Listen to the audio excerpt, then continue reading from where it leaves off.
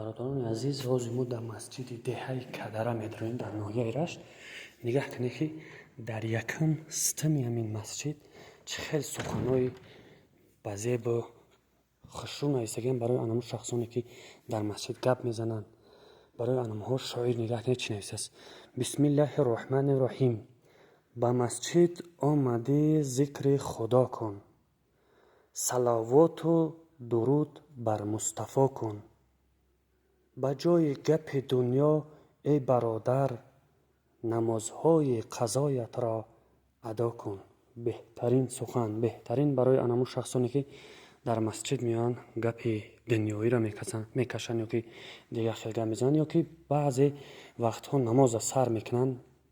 همه اماما میگن که تلفن ها را خاموش کنی. اگر روز دمی یگان مجلس باشه تلفنش ایرشه میکنه که در مسجد میان بعضی در بین نماز همه آواز تلفنش سر میشوه باور که مردم خلل میرسونه. اینا برای همین کار هم شاعر دیگری شعر نوشته: به خود عقل و تمیز و هوش داری، به خود عقل و تمیز و هوش داری، عزیزان خدا را گوش داری.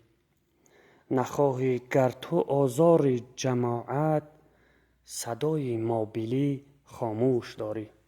بهترین سخن ها، بهترین این همه مستمایی که میبینید همش بهترین سخن ها با ساعت شیخ علی که سخن در مسجد بنیاد شد، از تو 40 ساله عمل برباد شد. نگاه کنید که چه سخن های بهترین نوشتگانه که عمل نیست. عمل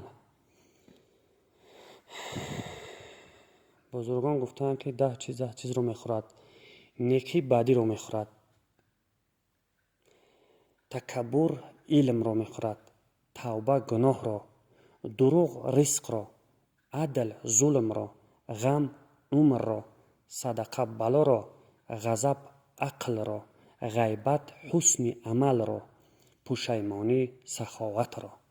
بهترین سخن ها یا که این اینجاش میایم خیلیش آیت الکرسی را همه میدونیم قریب.